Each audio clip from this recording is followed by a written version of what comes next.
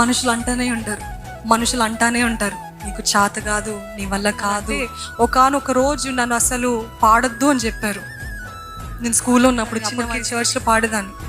అదే ఆసక్తితోటి నేను పాడదామని అంటే నో, ఎందుకు అని అంటే పార్షాలిటీ. క్రైస్తవ స్కూల్ పేరుకి కానీ క్రైస్తవులు ఎప్పుడు కూడా ఎంకరేజ్ చేసేవాళ్ళు. క్రైస్తవులు అంటే చిన్న చూపు చూసేవారు. ఇంకా నా జీవితంలో నేను ఎప్పుడు కూడా పాడను. ఈరోజు ఎన్నో లక్షలాది ముందు దేవుడు నిలబెట్టాడండి. హల్లెలూయా. దేవుని కోసం ఏదైనా చిన్న పని చేయాలంటేనే వాడికి మంట కలుగుతుంది.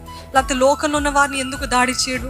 మనల్ని ఎందుకు దాడి చేస్తాడు? మిమ్మల్ని ఎందుకు దాడి చేస్తాడు? ఈ నోస్ వీరు కానీ ఆ తలాంతుని ట్యాప్ చేసి, లేకపోతే ఆ అభిషేకాన్ని వారు గుర్తెరిగి, లేకపోతే దేవుని ప్రణాళిక వీళ్ళు గుర్తెరిగారు అనుకో, అమ్మో నరకానికి పెద్ద తంట, పెద్ద నష్టము కలుగుతుంది అని చెప్పి, the hell will have a severe loss అని చెప్పి అపవాది మీకు ఆటంకులు తెస్తున్నాడండి. అందుకే నా ఆటంకాలు తెస్తున్నారు.